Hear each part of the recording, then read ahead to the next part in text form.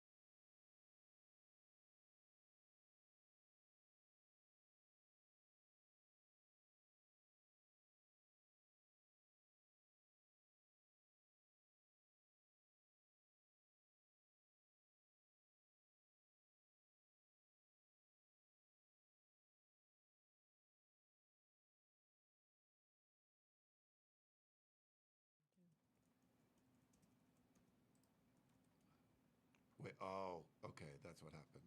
Okay, so yeah, you got to be real careful because then that screwed it up. It moved it down here and it took away the audio. Okay, you're good.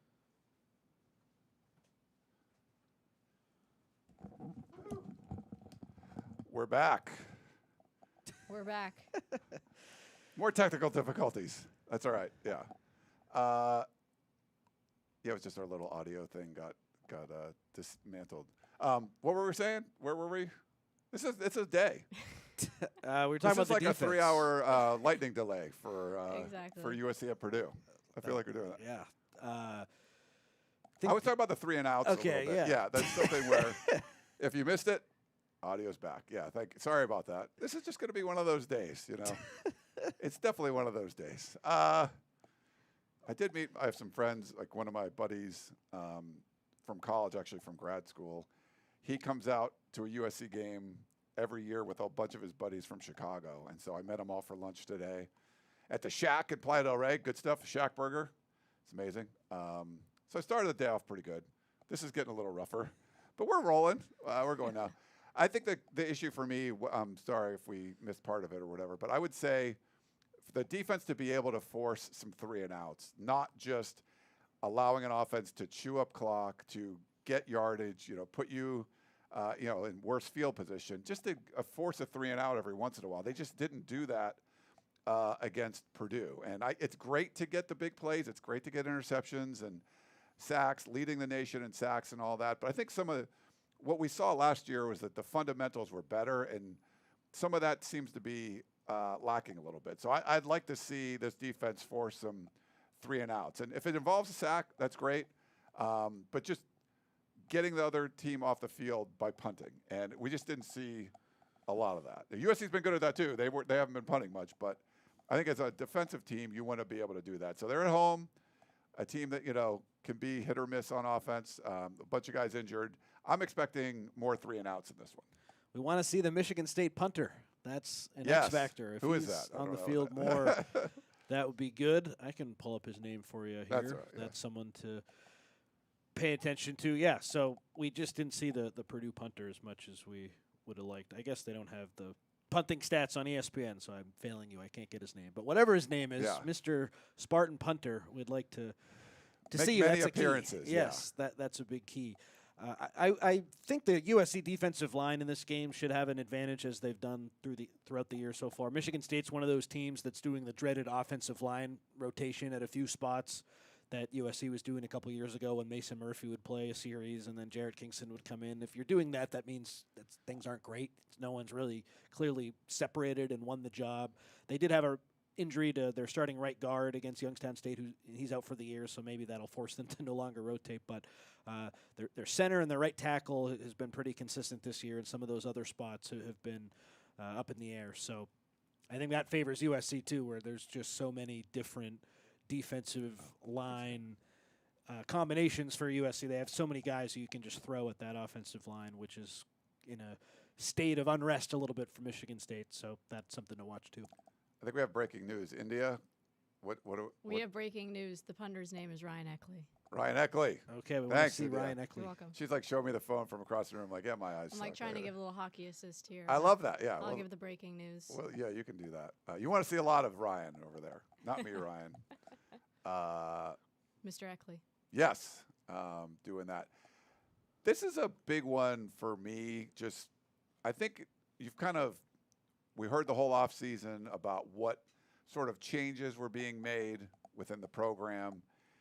And then you go out and, yes, you've blown out a couple opponents that were overmatched, but even like Missouri State beat, Marshall, like they were a brand new FBS team and they beat, a fairly established FBS team in the week after USC blowing them out. And, the whole Clay Helton thing, that was weird. The road win at Purdue. But I think they haven't, it looks like most of the time they've been playing winning football. They've done a lot more things, I think, right than wrong. There really wasn't much wrong in the first game to think of anyway. But I think just being able to continue that and be able to, put together good drives, good quarters, good halves of football, just stacking that on top of each other. And then if you do that and you don't fumble a kickoff, or you don't, have a big bust for an 80-yard bomb play or whatever it is. Like, you're doing that, and every drive's not going to be perfect. Every, defensive drive, they're not going to be perfect. But if you're kind of stacking those good fundamental plays, I think you're going to get a really good result for Michigan State. And I think if you can do that and get a win, 20 points, whatever it is, something putting the team out of reach, don't allow them to make some kind of comeback. I think you've done everything you could have asked going into the game at Illinois, which could be a top 10 team depending if they beat Indiana this coming weekend. And I think you could have been 4-0, and we've seen this team be, I think, even like 6-0, and you're like, you remember that? Like, yeah, 2 years ago. 2 years ago, there was like, they're 6-0, but you're like, I'm not sure about this. If you can play a fundamentally sound game against Michigan State, I think this team should feel really good going into the Illinois game, not just to be undefeated, but to be, hey, we're playing good football too. We didn't just, trip over ourselves, but still beat some bad teams. You're going to go into this feeling like, okay, we're in a much better spot. And the fact you've already won a game on the road, you got on a plane, traveled, all that. I think this team is going to be in a really good spot, just for like optimistic outlook of the season. You could be 4-0 and feel like as soon as you play someone with a pulse, it's not going to go well. But I haven't got that feeling right now. You feel like, hey, if they can do the same thing against Michigan State, you feel like they're playing well and they're have the record to show it. The Purdue game could have been a little closer to at the end if Michael Jackson hangs on to that touchdown, because on the next play, Bishop Fitzgerald intercepts the pass, so that could have made it a one-score game in the fourth quarter. I'll be looking at the penalties, especially on defense for USC. That's an area where they need to clean up, and if they continue to have defensive penalties, I don't think that's a good sign for the future. Another big talking point heading into this game, so Jacoby Lane didn't practice yesterday. If he's unable to play Saturday, what do you look like without one of the key guys at the receiver spot? I am interested to see what transpires there. We'll see. I think he's probably going to be questionable heading into this weekend, so he certainly could play, but if he doesn't, we saw how it looked without him in the spring or in the fall at times, because he had the broken foot and he didn't play a lot. And if the defense can just focus on Lemon and let everyone else do their thing, it didn't really look as good. So limiting or not having one of those guys, it was a pretty big deal in the offseason. And if Lane isn't able to play, that'll be a big test for USC. I still would expect them to win that game, but how it looks without him, it's one thing to have just the one really dynamic guy, but when you have two, that opens so many things up. So that's another thing to watch for sure. I think so, and I think some of the aspects of getting through this early part of the schedule before you get to the meaty part is you wanting to have convincing wins, but also face a little bit of adversity. Yeah. The Georgia Southern game, fumbling the opening possession and being down 6-0. I thought it was put Jade Maava behind the eight ball. He only played the first half in that first game, and now it's like, oh, now you're behind. How you're going to react to that? With Purdue, there was a lot of weird things going on, and still were able to overcome it. And even when it looked like, man, this could look like a game from last year where you blew it on the road, they didn't do that. I think, Michigan State's defense is leaky enough that if you only have Lemon and not Lane, you're probably going to be okay. But I think it's probably also good to see what it looks like. Okay, Tanook Hines, you're going to be like the number 2 guy, or someone else. You're going to need someone else to step up as a receiver for sure. It gives you an opportunity to kind of look at everyone else. And yes, I think that would probably hurt you more if you're on the road against Illinois or Notre Dame or something like that. But for Michigan State, you should still be able to handle it. And to your point, does the offense fall apart? They stack the box and double team Lemon, and that's it. And they're not moving the ball. Because they've been able to do different things, in the ground game and through the air. Tight ends have been involved. Or do you okay, you're out, what are your huge playmakers? Do you make it still look like, hey, this is an offense that's just not going to punt a lot, and we're going to move the ball around the field? And if you can do that, knowing hey, even if we lose him for a little bit or you lose Lemon for a little bit, we know we can still make it work with the other pieces they have. So I think if he doesn't play, it's an opportunity to sort of toughen up your skin a little bit, I guess you could say. Certainly. I definitely agree with that. And we're at the point in the season where there's still so much to figure out, but you have a good idea of who the contributors are on both sides of the ball, especially that road game against Purdue when USC tightens the rotations. The fact that Tanook Hines played so much and then Jaden Richardson even got into the game, USC, they have the receivers who they like, and then there's some guys who are on the outs, and there's some injuries too with Prince Strawn and Zach Williams. Zach Williams won't play against Michigan State. Prince Strawn, I think, probably will because he traveled to Purdue but didn't play. That makes me think that he was close. He was a game-time decision, so I'd imagine he'll be out there. I think this is a big game for Prince Strawn, and what I mean by that is, can he have 3 catches for 35 yards or something like that? Can he show that USC has some depth in that receiver room where if for whatever reason someone can't go, there's another guy that they can rely on? Because relying on Tanu Kynes, for as great as I think he is, it's just challenging for a true freshman to have a big role. Clearly the staff loves him. Lincoln Riley gave Tanu Kynes glowing praise this week. He's in the mix. He's a great player. But USC's going to need some more help, and I think next man up with that would be Prince Strawn. So I'm going to be watching to see what he can do. And if Lane can't play, Strawn is a direct replacement for Lane, and that'll be significant too. How does his direct replacement do?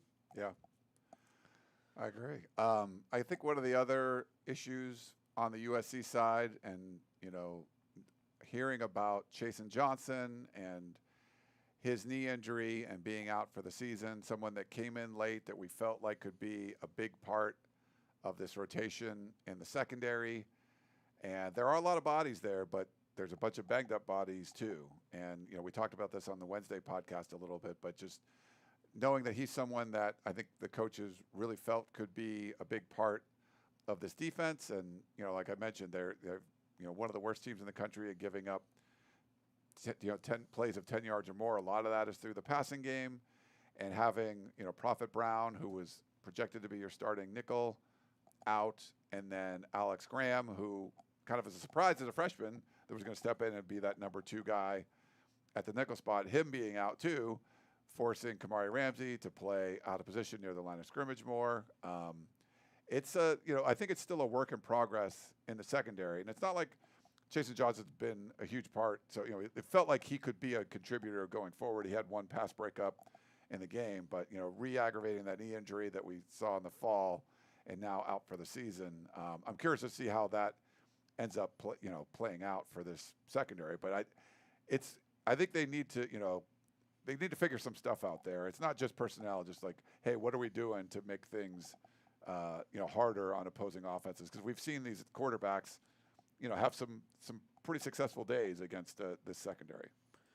They certainly miss Jalen Smith more so than I thought. Anytime you lose a guy to the NFL, you're going to miss him. But I thought USC, the corners, would be able to step in and not play as well as Smith did. Smith was awesome, but the drop-off has been pretty big, and that is a little bit of a surprise to me. But you're right, Ryan. When USC brings in Chasen Johnson, I didn't think that was a very good sign for DJ Harvey, and that's kind of ended up being true, where in the fall, before Chasen Johnson initially got hurt, he was playing as that first-team corner, and now we're seeing Harvey a little bit more in these games, and he was really good at San Jose State. It just hasn't totally clicked for him at USC yet. So I look at Marcellus Williams and Braylon Conley being the 2 guys to really pay attention to opposite to Carlos Nicholson. I think those are the guys USC is going to have to live and die with. And at this point, with the injury situation and just with what's going on in that room, those are the 3 key guys at the cornerback spot. And it's kind of sink or swim time, especially against a good passing offense against Michigan State. So that's where the Spartans can stress the Trojans, and that's a huge matchup in this one for sure. Yeah. What do you think, India? Coming Good into stuff. this one? I'm excited for this game. The anticipation is up for me. Night game. I think a lot of Trojan fans are going to be there. A lot of students, I think, are going to come out because it's not in the sun. So I think that it's going to be a great crowd, and I'm excited for the game. Yeah, USC did announce some. They're trying to get people to come earlier. And they're making a big effort just to get people to come in general. I saw they usually that. do that. So many posts and it seems like the push is messages. a little different. Yeah, the push feels different, and I know a lot of students are definitely gonna, I think, show up for sure. Yeah, if you show up, I think it's between like 6:30 and 7:30. So when they first open the gates, you can get a beer and a hot dog. I think for $10. I believe that was the. Not bad. That's pretty good. Yeah, so they're trying to get people to come in early. Yes, if you show up right at kickoff, I think some of the security lines can be a little bit longer, and it's going to be it's a 8 p.m. kickoff, It's late. So they're trying to get people to come out early to, cheer when third downs and all that kind of stuff. So there was an effort put out today from USC. So if you're going to the game, check out some of those posts. They're trying to encourage you to get out there and be a part of things. It's certainly a challenge. Having an 8 p.m. kickoff. I think it's more of a challenge for Michigan State because that's 11 p.m. local time for them for kicking off. And then USC is going to turn around at Illinois and play at 9 in the morning local time. So 11-hour kickoff difference, which is the biggest one you can possibly have because you can't. Those are the widest ranges. So I don't think it's going to affect USC as much when you go on the road like that. You're like, okay, whatever. But having the big noon kickoff game, we saw USC do that against Colorado. So that was more of a 10 a.m. kickoff. But this one will be 9.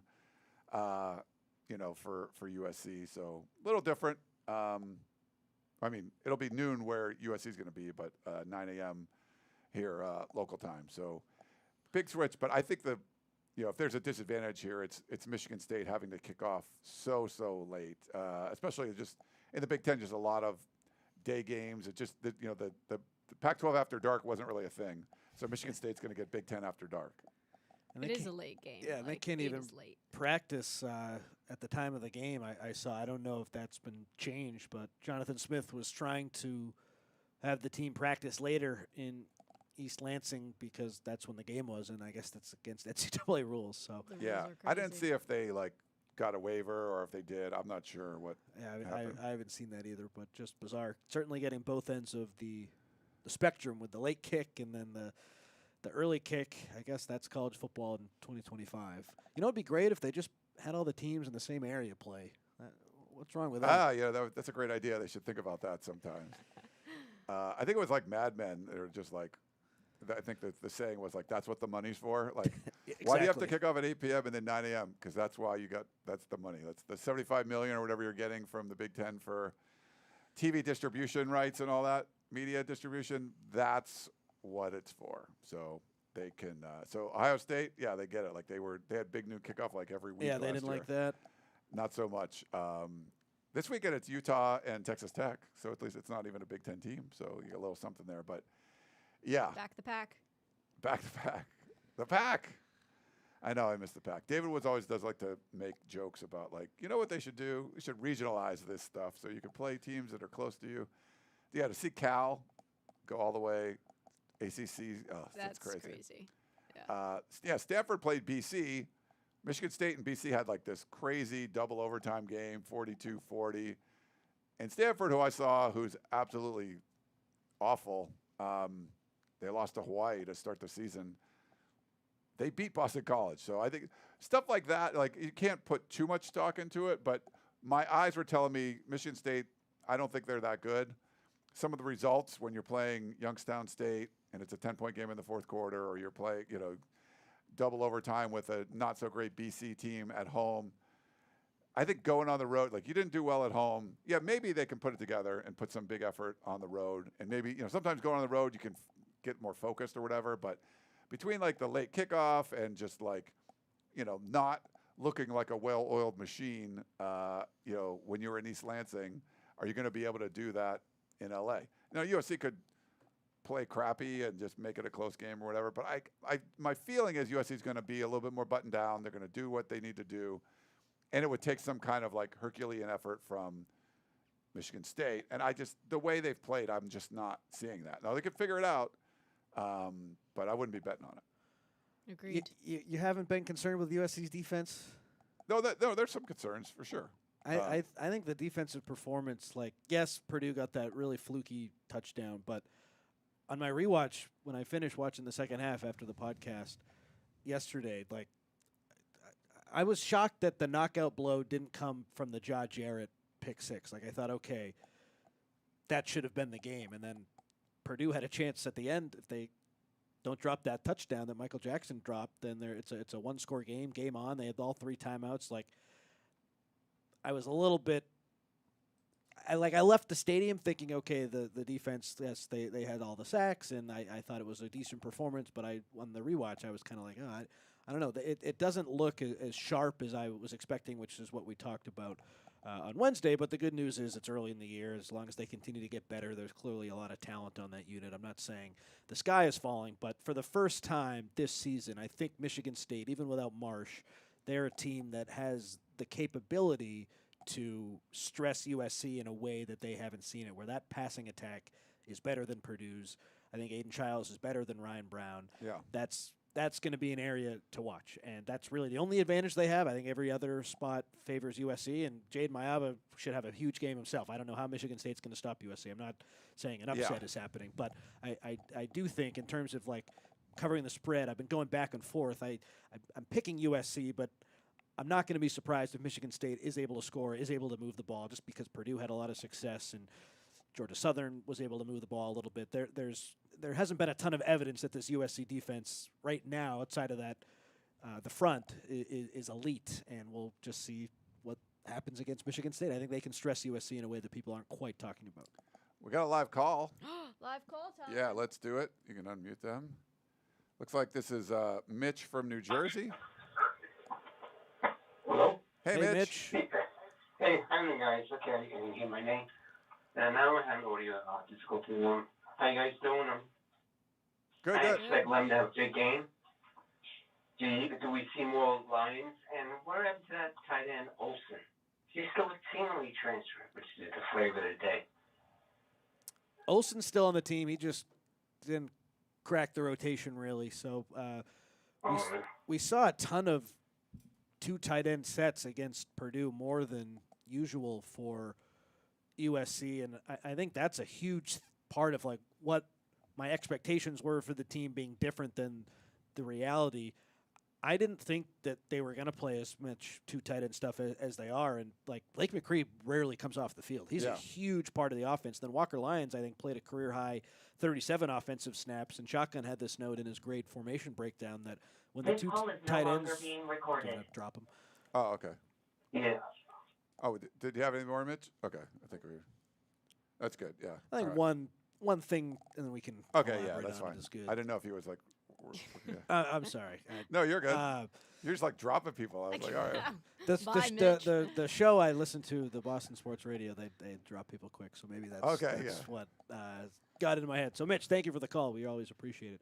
But anyway, the two tight end stuff, USC had its most success on offense when both tight ends were on the field, and that is a big change from what they've done in the past. So even when Walker Lyons, it doesn't really look like maybe he's as involved in the passing game outside of that big fourth down completion that he had. He's huge for the running game. He does a lot of really good things right now, and Lincoln Riley really trusts that group, and that was something that he talked about. He said he trusted the tight ends more. I didn't necessarily totally believe him, but we're seeing that play out, and that's been a huge part of the offense so far. Those guys have been really good. Cool. No thoughts on the tight ends? Yeah, no, I mean, I maybe this is like the Mark Bowman effect. You know, you get like a highly ranked. I just think they're doing better than like Lake is having an awesome year. He looks so healthy. Yeah. He looks like a really, really good player. He caught that fourth down pass in Purdue, you know. And the one down the seam, that was probably Mayaba's best throw. Like they look really in sync, which has been awesome. As more time goes on, like this isn't a hard-hitting point, but like last year, losing McCree for an extended period of time, Lucas for the season, Gentry for the season, like those are probably 3 of the 12 most important guys on the team this year, and probably 3 of the 12 most important guys from last year, maybe 15. Like that was killer. They were USC. They should have won those road games, obviously, but like that was a real uphill climb after that. So the fact that they have all these guys now is huge. Yeah. No, I think it's a big deal, and you know, to get 3 tight end touchdowns in the first 2 games after getting none all of last year, it seemed like that was like a point of emphasis for sure. And not necessarily just because of Mark Bowman being like this highly rated recruit, but that probably doesn't hurt that you're like, hey, you got this local tight end that's a super stud that you're paying a lot of money to get to come to USC. Like, you better show the tight end spot's going to be used more. And I think it's worked well. Like, I think they're doing a good job with it. Yeah, if you didn't, check out Shotgun's breakdown. He does, you know, the charts all the different formations and how many snaps everybody gets and what kind of success you have out of different formations and things like that. It's definitely worth. He puts a lot of effort into that every week, so make sure you go check that out over at uscfootball.com. it is worth your while for It sure. certainly is. So he's in the chat right now. Shout out to Shotgun. He said shotgun. USC had the most snaps with 2 tight ends against Purdue than in any other game during Lincoln Riley's USC tenure. So it's your eyes are telling you the truth. The tight ends are playing way more than ever before. Yeah, and and I think Mitch had this in his notes when he was calling in for the screening. Before I dropped him. Before you dropped it, Dropped him like Sorry, dropped his Mitch. ass. Yeah. Would you drop that call, Ryan?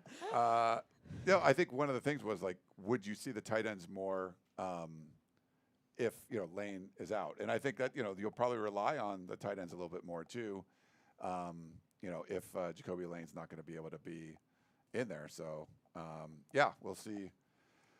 We'll see what happens, but it's definitely been a much bigger part of the offense, and it's working. I mean, they're number 1 in the nation in yards right now. We'll see if that could continue. Like, I think they have the potential to put up a lot of yards against Michigan State. So it's one thing to be, first in scoring and stuff after playing Missouri State and Georgia Southern, but if you can still be up there in all those categories after playing 2 Big Ten games, even though they're not like the greatest Big Ten teams, that's still making a statement, something. especially one on the road. Yeah.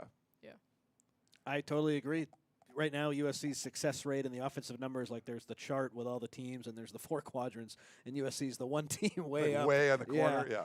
So that's great to see, and we'll see if they can keep that up. I agree with you. The first 2 games, take it with a grain of salt, just because it's Lincoln Riley, the offensive genius, going up against guys who just aren't at the same level as his players. But that Purdue game, USC, especially in the first half, had a lot of success.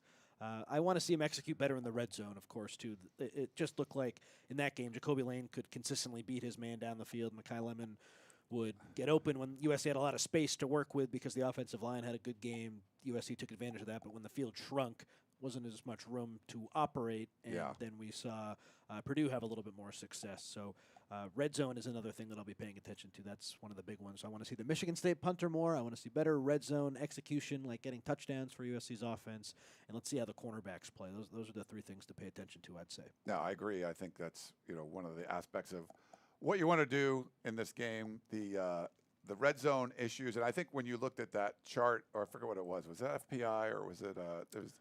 I think offensive efficiency or success rate or something. But I believe it's like it's drives that end up with potential points. So the fact that USC never punted and only scored a touchdown or attempted a field goal, even though they didn't score every time, you can't do worse than that, right? Like you were every time you drove, you put yourself in a position to get points, and I think that's what they were able to do. And Barry Odom, I think, there's on the defensive side over there, I think they can do some good things at Purdue. And I'm not seeing the same kind of, I think USC's got more success. And you can't move the ball much better than you did against Purdue, but it would be more about converting some of those scores into touchdowns instead of settling for field goals. Youngstown State had a few explosive plays against Michigan State, so it was kind of like when Southern Illinois scored 14 quick ones against Purdue, what's USC going to do? And USC jumped out to a quick start, but then Purdue adjusted. I certainly think USC will have some advantages on offense, and that's not exactly reinventing the wheel. Michigan State, they're just undermanned on defense for sure. Yeah. Ryan, do you have any 50-ball keys of the game? Any target number that they've got to hit for you? Not like points. I haven't gone over my whole keys yet, but I think the 3 and outs, and I think Shotgun put in the chat, USC actually did a pretty good job of forcing 3 and outs in the first 2 games. It's just I wasn't really looking at that as much as more like, the games in the conference when, Purdue's more of a real team. You should have forced some 3 and outs in that one and didn't. And just the average drive length, it's way too high for Purdue. So I'm going to put some kind of notes together for that. But I think, that, excuse me, and just limiting the number of big plays, especially in the passing game.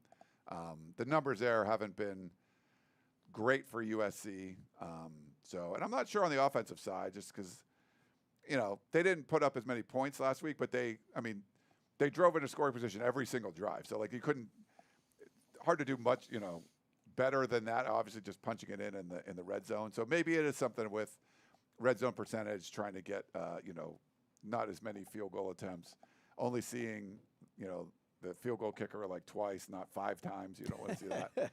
So maybe that's one of them. But I'm not going to put like a number out there. I felt like you're chasing a number. It ended up being a limited possession game too. I think USC had like 8 real possessions. I guess they had that one at the end of the first half. It was only like a minute or whatever. But because Purdue had drives that took up time, and there wasn't really ever a punt the ball, Purdue or whatever. Purdue gets the ball, 3 and out, punt it back, and then you get a chance to score again. It was just like drive, and then something, and then you got to drive all the way back. It wasn't quite the domination that I expected, and that's not a huge negative. Like, it's hard to dominate a team, especially on the road, but I did kind of think that they had opportunities to get a knockout blow, and then it just didn't come, and eventually it came on defense, which was a surprise, that second Bishop Fitzgerald interception. But I think that's a great point, Ryan, where like they go into halftime 17-3, and I think they got the ball to start the second half, right? And then they kick a field goal. Like, you score a touchdown there. Yes. That's kind of like, okay, good night, even though there was still a good amount of time left. Like, that to me is another sign where they can grow if they have this potential that I think they do, but I still want to see more. Can they, when a team is reeling, can they kick them while they're down and hit a knockout blow sooner? Yeah, I think the third down conversions are probably a big part of that. Going 4 of 13 or whatever it was. Yeah, I mean, it was great to go 4 of 4 on fourth down, and that puts you in a position so you could at least get a field goal. But too many times, then when you were in field goal range, you didn't go for it on fourth down. You just, okay, we're going to kick the field goal. So finishing in the red zone, but I think, executing better on third downs. I thought they executed I mean, obviously they were 4 for 4 on fourth downs. Executed really well and looked comfortable. It looked like that pass to McCree when the short one, the zone read that Mayava just took it and barreled through and got the first down. Like, I felt like those looked like they knew what play was going to run and it was just going to work. They knew how to get 1 or 2 yards when they needed it. Which and is one of very them was like 4 yards, I think, or 3 or 4. But I want to look more comfortable on third down. It looked like not as comfortable on third down. So, which is great. You can focus on fourth down, but execute like that on third down a little bit so you don't convert 4 all afternoon, I'm with you. Should we get some questions going? Yeah. Questions time. If you want to call, 5124-TUNNEL. I'll try not to cut you off. Yeah, Connor's you just won't tough. be booted by Mr. Triple Double. Yeah, he boots people. I'm the one that was frustrated. It's like coming in here and like the computer wasn't working. I was like, man, what do I got to do? Fix all this stuff. We got it running. Little auto issues, whatever. We're good. We are good. Let's answer the questions, though. Let's get to some questions. First question we have from Anthony. Anthony asks, we ran a bend, don't break last year because of lack of DL. Is that the intention now with cornerback struggles? Tough to say. I think every defense in some ways wants to be bend but don't break. Don't give up the explosive plays. Don't give up a lot of touchdowns. And USC is doing that. I think ideally, though, you want to be a team that just totally shuts down the opponent and doesn't bend at all. So, but that's easier said than done, of course. I think this week will be telling. Like, if USC, it kind of looks like Purdue again, and the passing plays are there for the opponent, and they can get down the field, but then things tighten up on defense in the red zone. Maybe we can make that that claim. But I think it's too early to say exactly how they want to do. But I think any kind of bend but don't break defense is good enough for me. Yeah, and I think they're not pressing a lot. I think you're playing, off a little bit and making teams throw underneath and then relying on the improved pass rush to get there. So I think that could be considered like bend but don't break. Like, okay, make them complete 2 or 3 passes if you want to move the chains. We're not going to give up something big. The problem is they have given up a bunch of kind of 10-yard plays. So I think that's got to be tightened up a little bit. But it's weird. It's almost like 2022 again, where you're giving up a bunch of yards, but you're also making the massive play, the big turnover or whatever. And I think relying on those turnovers, that's not sustainable. So that's why we want to see more punts. Everyone said that in 2023 when USC won 11 games, and you're like, look, their defense was trash. They just relied on these big plays. You can't rely on turnovers. And they did the whole year, and it pretty much worked. Till it didn't. And people were right. In the 2023, they were like, yeah, that same thing didn't happen. They didn't get the turnovers anywhere near the rate. Well, and the end of 2022 didn't work. And it wasn't working either, yeah. We've got a question from Andrew. How come we don't get the Trojan mascot like we do at the basketball games? I want Traveler, of course, but I want to see someone put the Spartan in its place. That's an interesting question. I actually don't know. I mean, it's like that's the basketball mascot. Yeah, like it's not. Yeah. It's not a football one. So. But it would make sense to have the mascot out there. Gotta have No, them both out there. you can only have one. I think it's like Traveler. I think the Traveler would probably be upset if you brought like a puffy Another character mascot. out there or something. Like, and then you got the the drum leader that sticks the sword into the you got a real person with a real sword. Right. Which is fun. I Yeah. always enjoy that. We've got a question from Fight On Natties. Why doesn't SC implement a 3 linebacker set? Great question. That was another big part of Shotgun's formation breakdown. With how teams pass the ball now in college football, it just makes more sense to be in that nickel formation and have the extra defensive back. USC Shotgun pointed out, I don't want to give all this away, but one of the other interesting things he had was USC has not run a 3 linebacker set with its first team defense yet. And I think the reason is because USC's been up by a lot of points in these games. They've been playing inferior teams who know they need to throw the ball. If they were to play like a Michigan from last year, you certainly would see more 3 linebackers, but they've played more passing attacks so far, and that's been the difference. So that's why it's been a lot of Kamari at nickel and then Christian Pierce and Bishop Fitzgerald. So I think it's about the opponent and just how college football is right now. Anything to add on that, Ryan? No, we're good. I'm sorry. I was trying to No, fix no something worries. here. Yeah, you're good. Fix something. That's something else broke? Oh, geez. No, just making sure we were good on Facebook. should 'cause start calling I you got a the message. fixer. I wanted to make sure we were good on Facebook. Yeah. The fixer. Yeah, That's you should funny. be named the Fixer. We got a question from Blackie Chan Gaming. Who do you think will be opposite DeCarlos this weekend? Every time I make a prediction, it's the other person. So I guess Marcellus will continue to start, and maybe that means it'll be Braylon Conley. But one of those two, I think. I don't think DJ Harvey's going to start. You don't think it'll be Harvey? I don't think so. So I'll pick Harvey because he's wrong a lot. So yeah.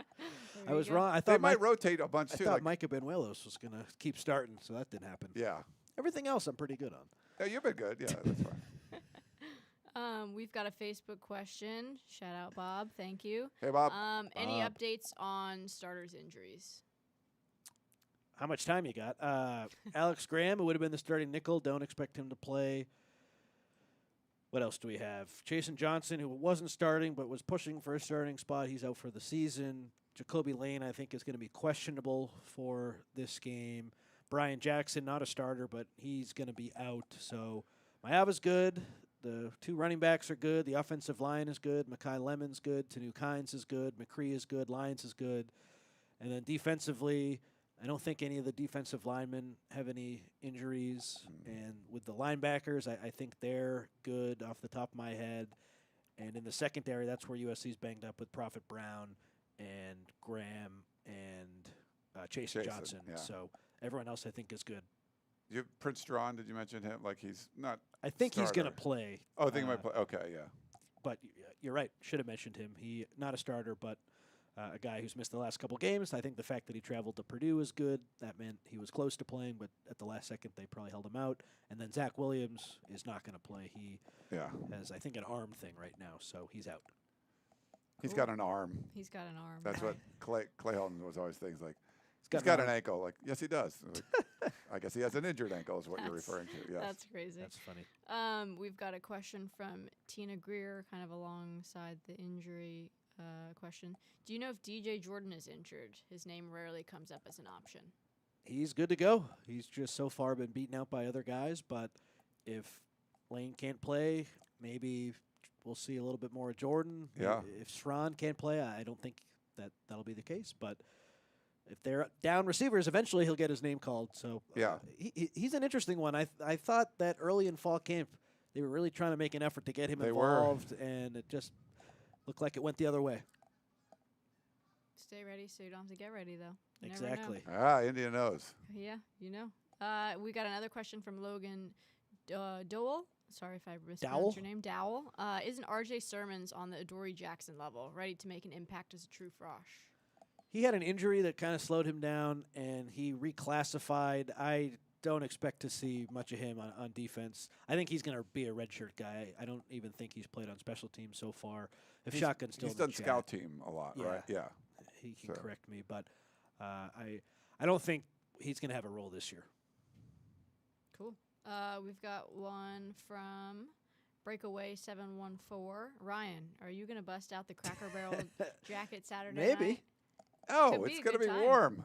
No, it's like It a gets winter. kind of cold in LA. No, Really? that's our Let's- Big Ten let's road look at the game. weather. Was the weather going to be bad? It did It rain rained, this morning, yeah. which is weird. I don't think And it's supposed to last night. rain for the game. But yeah, no, that's going to be my Big Yeah, Ten too hot. road jacket. It's like Gotcha. double layered and stuff. Like it was perfect for a lightning delay Right. in West Lafayette, Indiana, but Not for LA the weather. Coliseum. Where did you Sure. Where have you hung it up at home? In my closet. I don't know. It's But like ready. you haven't put it on a pedestal. No, or I anything? haven't I have a photo shoot with it coming up. Like Right, I'm right. coming Exactly. over. Yeah. Yeah. No. it's Professional just photographer. He's dusting I it do love constantly. I do love the jacket. So It was a good one. It was a good one. yeah, but no, I won't be busting it out. But if you're going to be on the road in Champaign for Illinois, I will be there and I will wear the jacket, depending on what the weather is. But I'll bring it either way. But we are going to have Friday night, so not tomorrow, but next Friday, starting at 6 p.m. at the Theory Bar downtown Chicago. We're going to be there for a meetup, and it's going to be really, really big. So I would suggest get there early because the Alumni Club in Chicago, we're working with them, and should be a lot of fun. We went there 2 years ago for the Notre Dame game, and it was epic, and we're going to do it again. And it's early kick, so you want to get out there, and we'll hang out, meet us, get some food, have some drinks. Should be a lot of fun, and we'll enjoy doing that. And then we'll be back in a few weeks when USC plays Notre Dame. We'll run it back. We'll do the same thing. So Can't wait. Love yeah, it. should be a lot of fun. Love it. But We no, got- I'll oh, probably have the jacket then too. Yes. There you go. Yeah. Jacket will make an appearance. If you want to go You there should for start that, a jacket go line. there. Huh? You should start a jacket line. Start just- making your own. Yeah. $80 at Cracker Barrel is like for the jacket. Like that was pretty cool. Yeah. Not I bad. was all excited. We've got a Facebook question from Feedy LA. Do you think Lincoln is holding back the offense, waiting for the big games to let offense go? A little bit. They got the number one offense in the country. Like yeah, what I is was he gonna holding say back? The offense is pretty elite. A little bit. But remember that great play design against Penn State, the reverse? Yeah, I- they haven't had to do anything like that. Yeah, but I think there's stuff that they know they'll be undermanned against Oregon. They know the challenge of Notre Dame. Like I think you try to save some stuff for the better opponents. That's a big part Keeps of them it. in your pocket. But not, Yeah. obviously, like they're not holding back a ton. But I do think they're holding back some. Yeah, they're not. I mean, no one's had more yards than them. Yeah. It's like 600 something. But I think yards. maybe we're talking about holding back differently. I'm talking about like I think they're using let's call it 85% of the playbook, but they're doing Right, a right. damn good job. Oh, yeah. They're They're not, not like, using they're not 100. Being like, don't do a good job on this play because we're playing Purdue. Yeah. Yeah. I mean, if you're like, hey, we haven't done an Stop analogy. running. Haven't done an analogy yet. Yeah, let's like go. If you're sitting at the poker table, Okay, I'm all in. yeah, and you're playing against a bunch of noobs. You don't need to use the. I'm you not can't thinking give- That's about what I'm what they're saying. thinking. You You don't can't need give to out your use best all the stuff early. strategy. Yeah. You're just like play ABC poker. You're like, Yeah. I'm going to play my best hands. I'm not trying to bluff them because they're going to call anything every way. Like I'm just going to do my thing and just playing ABC poker. I should be able to beat all of the noobs. Yeah. Now, if you're playing against Phil Ivey or something, like now you got to think about what he thinks you think you have, and all. I mean, then all these advanced things are going on. But you do that with someone that doesn't know they don't know what they have, let alone you're trying to figure out what they're thinking. And no, they like. Save some. So of the just good want to stuff. like keep it simple. So they, KISS. They kept it simple, stupid, right, for the first 3 games. So maybe that's holding. They're not trying any like crazy trick plays. That's what I'm saying. Yeah, but they're still being highly, highly successful on offense. Yes, Agreed. we agree. yeah. You like that analogy? Okay. Yes, Yeah. it made my point. Thank you. We got Andrew said it needs more food. Sorry. I didn't Yeah, have it. and there's a lot of really good chips and snacks on the poker table. Yes. I don't think that adds to the analogy, but sure. Okay. No, but there's food. Did you come up with the KISS analogy like right on the spot? That was pretty good. You never heard that before? Keep it simple, stupid. No, I never heard The that. engineering days, that was some of the stuff. I used to be, so I was an application engineer. I was an engineer that we designed like computer chips for like satellites and stuff to start. And then I went to like one of our vendors and I was called an application engineer. So you're sort of on the Wow. sales team, but you have to be obviously technical and you have to go in and give presentations and things like that. And sometimes KISS was the way that you had to keep it simple, stupid. Like you can't, if I'm speaking to another engineer, they don't want that. They want all the technical mumbo jumbo. But if I'm speaking to some manager that you can't do that to, you have to like Smart is simplify dumb, things. dumb Yeah. is smart. So KISS was a very common acronym There you go. back in the day. Well, In my Blackie previous life that I have to pull out every once in a while, like when Like the this, computer like goes today. crazy and I'm telling you, he scrambling. was a genius at work. But anyway, Blackie Chan Gaming wants to know, when will you bring back the cupcake competition? What's this? We haven't done any. Yeah, so Chris and I What is did this? that. I mean, it's very controversial. But I baked cookies for the press box and for I'm sad I missed our it. friend Paul's tailgate. I Will you brought be him to the tailgate, and you were supposed to be there. You didn't go. Will you I be doing know. that I again? was eating with a friend. I might. It's a do late some game. other You got all day baking. to make them. Actually, that's a good idea. Maybe I will bake some stuff for this game. But yeah, we could do one of those again. That was a lot of fun. Cupcake comp. Yeah, Say but that me and 10 Chris times fast. Trevino did that. Nice. And if you haven't checked it out on our podcast feed, Chris did a road trip documentary, basically, of what's happening, and he just would sort of pull to the side and like speak into the microphone and document what was going on for the entire road trip, and it went over pretty well. It was pretty fun. He left out some of the parts like where he wouldn't drink his own Boilermaker and stuff like that. He didn't go into that. Do you know what a Boilermaker is, Indy? I know you're not a big drinker, but it's No, like I don't. you drop in like a whiskey and a beer. It's like so they play the Boilermakers. That's Right. like a kind of a famous drink, and Cool. they actually gave him a really tall beer to drop it in, and he dropped the shot in and like took a sip or two, and it was like that was about it. So he was not a big fan of the Boilermaker. But Gotcha. he's avoided that in the ghost notes. He's avoided that, and like when he was talking about the trip. So you got to get it out there. We're gonna keep it alive, though, Chris. That's funny. We have a question from Alan in St. Louis, I'm assuming, STL. Question for Triple Dubs. I watched MSU's prior 3 games, and I must say that their opponents were total doo-doo. MSU's, I don't know, awful, Offense? Oh, offense is good. Okay, I see it now. Offense is good, but their opponents made them look great. Your thoughts? I would agree with that. I still Yeah. think they have some star power, especially Marsh. I mean, against Youngstown State, that first half, they couldn't tackle him. He was incredible. So he's questionable. If he doesn't play, that goes out the window. I like the quarterback. I like their number 2 receiver. Their tight ends are good.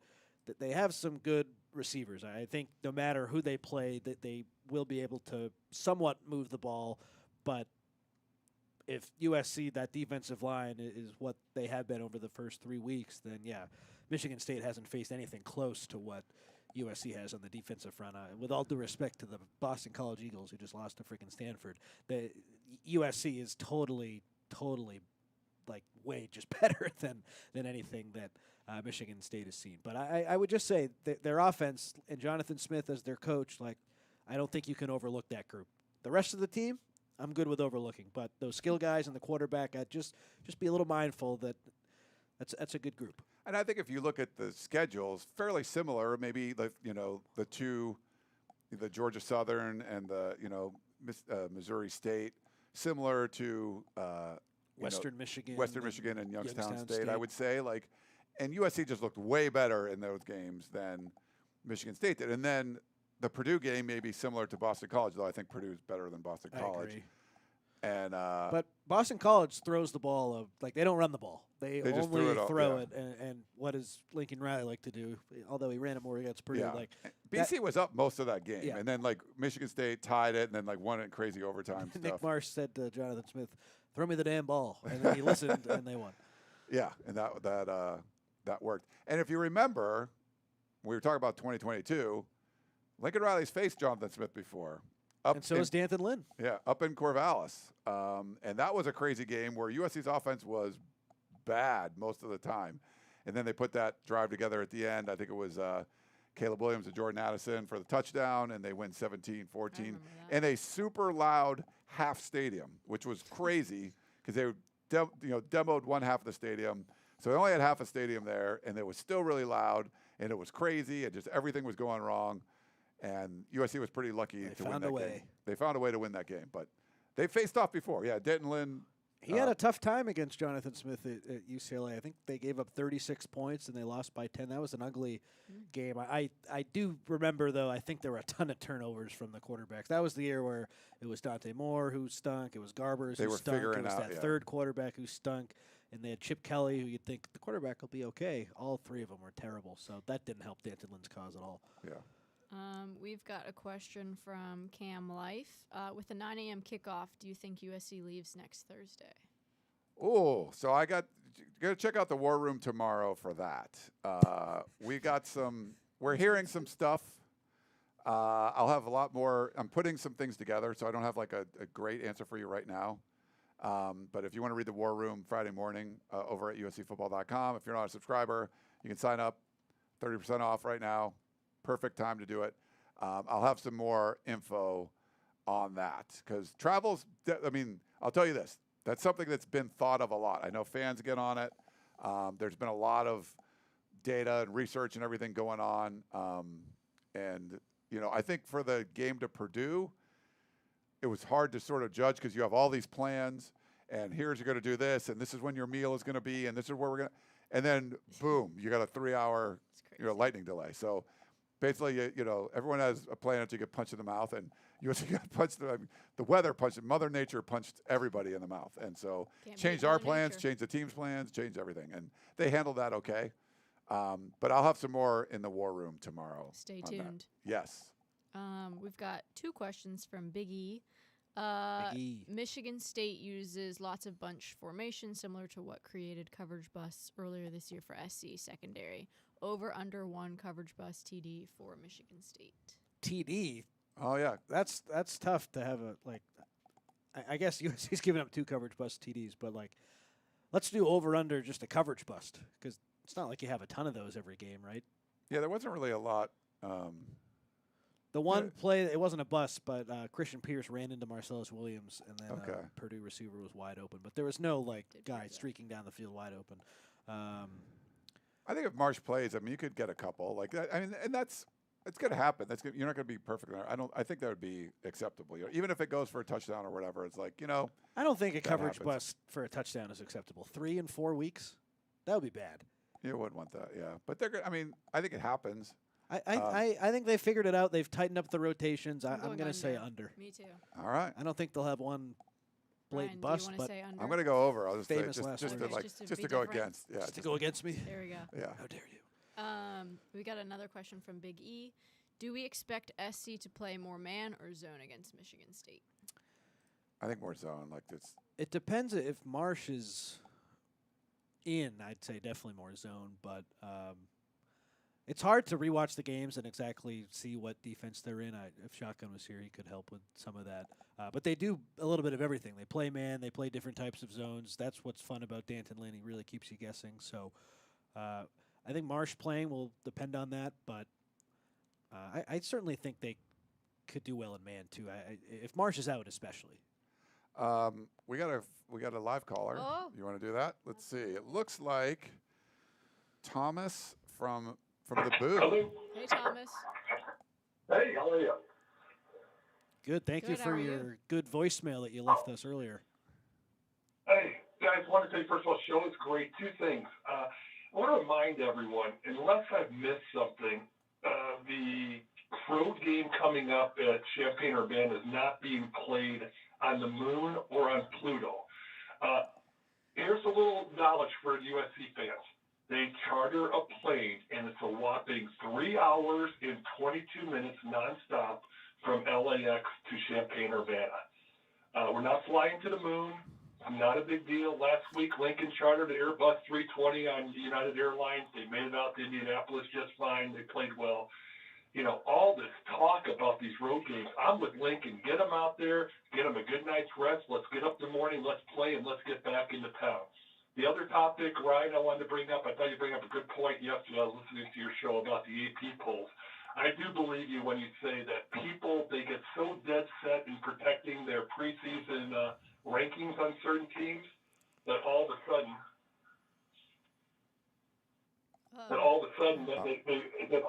they want to protect them all season long. I think you're right, Ryan, when you say, hey, it's okay to say you thought the team was going to be better. You watch them for a couple of games, they stink. Move them out of the top 25. But anyway, thank you guys for a wonderful show. Let's fight on, have a great game on Saturday night, and let's get ready for that big showdown in Champaign-Urbana. Thank you, guys. Thank you. Thanks for the Fight call. on. Thanks, Thomas. Great call. So Awesome I stuff. think he travels for business a lot because remember he left the voicemail that said why are you guys so tired? Or he talked on tunnel vision or something, and it was like, I take these trips all the time. You guys just got to toughen up. Yeah. And that was the first Hopefully point. he didn't have 2 hours sleep like we did, but yeah. No, I'm just saying. Yeah. I like it. You got to be tough. It's football. It is. And but the AP poll is interesting. And I agree with, he was agreeing with me, so that's great. But I listened to, so Brett McMurphy, who I forget who he was with, but he's with like On 3 now or whatever, but he's been doing this a long time. He's an AP voter, and he has Notre Dame at like number 15, 0-2. So they haven't won a game. And I think what his point, which I agreed with, like, I don't have an issue. Like, you've lost really close games, last possession to 2 top 10 teams. But he said, and this is what I said on the show, McMurphy's like, if they go and like play with their food against Purdue, I'll drop them even if they win. Because they played pretty well against these top 10 teams. So I'm giving them the benefit of the doubt. But that doesn't mean they just get to stay there if they don't play well against Purdue and, win by 7. Like, he's dropping them, And I think Clemson was in a similar thing. Like, so I feel like he had the right attitude about it. Like, okay, I'm keeping Notre Dame there just because they've played these, really tough teams. But if they play mediocre to bad teams and they don't look good, I'm not keeping them up there. Right? He's assuming they're going to go out and blow out Purdue. I don't know if that's going to happen. We'll see. But I kind of liked that comment of like, okay, I get it. If you want to put them there and then they win a game and now you're moving them up or something, it's like, no, he's like, that's a story where he thinks they're supposed to be. But if they don't do well against Purdue, he's going to drop them. I totally agree. The next team we got to watch is Texas. If Sam Houston hangs around in that game, move Texas down. They stink. Yeah, like you got to show something, like especially that quarterback. Oh my goodness. Who is that? Is it someone you know? Who's his family? I don't know. We got 3 more questions. Okay. We've got one from Daniel. I'm hearing a lot of comments on podcasts like Michigan State doesn't have the bodies or athletes to hang with us. When has Jonathan Smith ever needed the same level athletes to beat us? Great question. No, he's someone that he does more with less for sure. I just think USC is more buttoned up, and they're in a position this year where in years past, a team with not as much talent, I think, could certainly hang with and potentially beat USC. We saw it with UCLA a couple of years ago. That team was not nearly as good as USC with Caleb Williams, but for whatever reason, that didn't go USC's way. I think this year, USC's in a position where they obviously have to play well to get a win, but like I don't envision a team that has a major talent deficit, and I think Michigan State does, competing with USC, especially inside the Coliseum. I just think there's too much talent on this USC team for that. Yeah. And Riley's learned some lessons. Credit to him.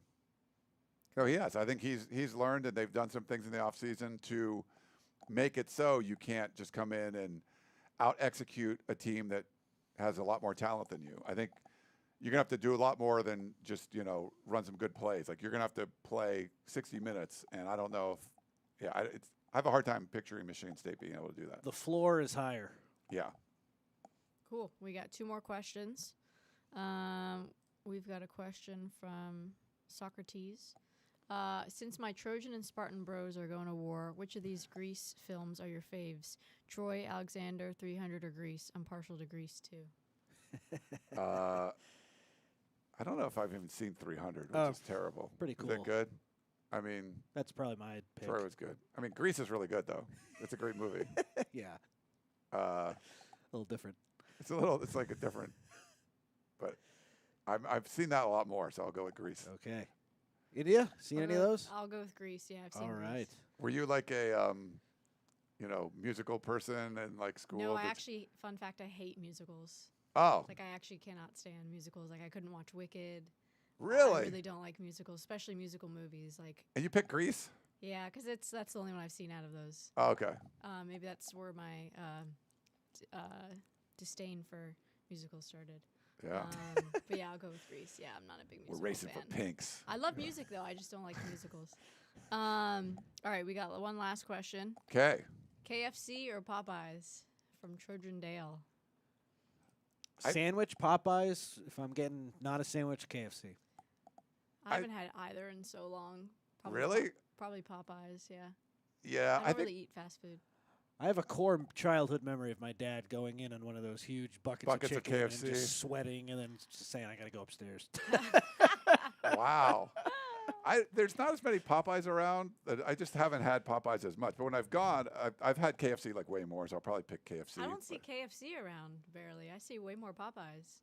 Maybe near USC and stuff. Yeah. I There's think, a couple right by SC. there isn't there one by the 9-0? Yeah, Oh yeah. I think I got on the like corner. when you like post-pandemic when you had to like get your license renewed. There was like weird stuff at the DMV. I think the closest DMV there was like a Popeyes there, and I got like lunch, but it's not very often. I go to like Raising Cane's a little more now, and I like Raising Cane's a Chick-fil-A. lot. I just haven't gone to either one of those for a while, but KFC I've just been to a lot more than Popeyes. So I don't KFC know. for I don't know me. if there's one even super close to here. I think like Hawthorne DMV or something. I think there was one over there, and that's where I went. But Field trip. field trip, we got to get some Popeyes. Popeyes and KFC. What do they have at the Coliseum? And you guys should all get there early so you can get that $10 beer and hot dog deal. Exactly. I think there's going to be a lot of students there. I'm hoping. You I've think? never seen them like encourage so many people to go like they have been the last couple days. So Yeah. They're Maybe. making a push. Yeah, they definitely are. So maybe it'll work out. Yeah. Blackie Chan said he worked at KFC for 3 years as a teen and will never do it again. Interesting. Do they fry So mice is he and rats? I hope not. You don't want to see how the sausage is made. I Yeah. think it was all the stuff, you know. Yeah. What was it? Did you have like a high school job? Like what was your... I had a couple. I was a bagger and clerk at Stop and Shop, which is Yeah, a grocery Stop and Shop. store. Yeah, worked at the Medway Cafe as a food runner. Oh, nice. Yep, got yelled at a couple times. Ah. Builds character. Yes, those were probably the big two for me. How about you, India? Did you... you were just No, I athlete? was just an athlete. You're like, I just played, I you was know. just an athlete. For sure. Yeah, mine was... I mean, I had paper routes from like when I was 10 years old. I do that. I've always wanted to do that. I think that's cool. I don't think they do it anymore, but we used to have a kid with like I a think it's very strap cool. over his side, throwing Get papers on a and bike things. and just Was that throw in the Pittsburgh? papers. No, that was in. I did a little bit in Pennsylvania, but it was mostly in Massachusetts. So what? The yeah. Globe, the Herald, the Milford It Daily. was the Milford Daily News. Okay, Yeah, so I used to deliver nice. that, and you have to collect. So you would actually learn. I would like collect. So I forget what it was, a couple bucks a week or something, and some people would leave you like tips or like a Snickers bar. That was the best. But you had to like, if there was a ledger, and I had to like collect money, and if someone was like back, owed back things, I'd have to like report it in or Euro whatever. 50 cents.